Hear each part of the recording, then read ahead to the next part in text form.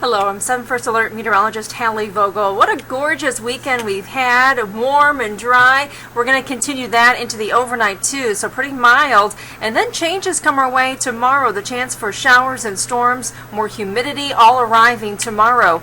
Watching our hour-by-hour forecast, watch the clouds build through the morning, so clouds generally increasing through the morning hours, but still dry.